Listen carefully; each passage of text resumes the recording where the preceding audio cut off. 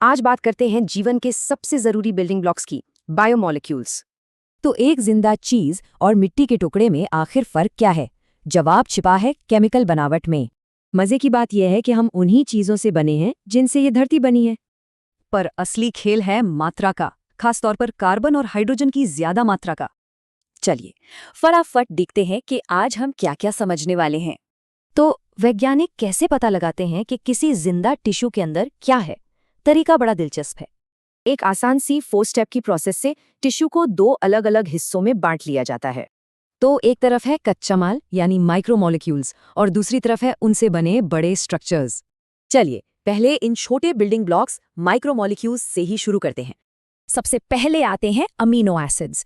समझिए ये वो लेगो ब्रिक्स हैं जिनसे प्रोटीन बनते हैं। फिर हैं लिपिड्स, मतलब फैट्स और ऑयल्स, जो एनर्जी और सेल्स बनाने के काम आते हैं। और फिर न्यूक्लियोटाइड्स, इनसे बनता है हमारा जेनेटिक कोड यानी डीएनए और आरएनए। अब देखते हैं कि जब ये छोटे ब्लॉक्स जुड़ते हैं तो कौन से बड़े स्ट्रक्चर यानी मैक्रोमोलिक्यूल्स बनते हैं।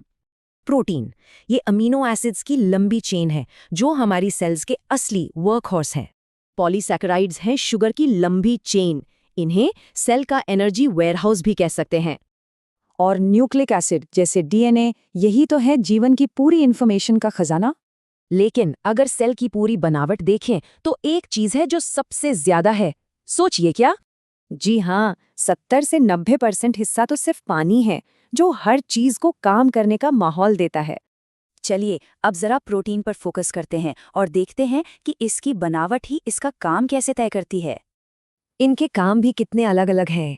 इन्फेक्शन से लड़ना, चीजें ट्रांसपोर्ट करना, सब कुछ शुरू होता है प्राइमरी स्ट्रक्चर से, मतलब अमीनो एसिड की एक सीधी लाइन।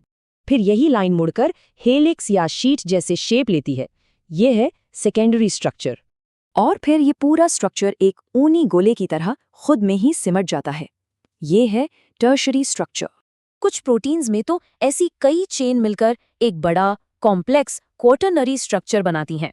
तो है ना कमाल की बात, कैसे कुछ मामूली तत्वों से जीवन इतनी कॉम्प्लेक्स मशीनें बना लेता है।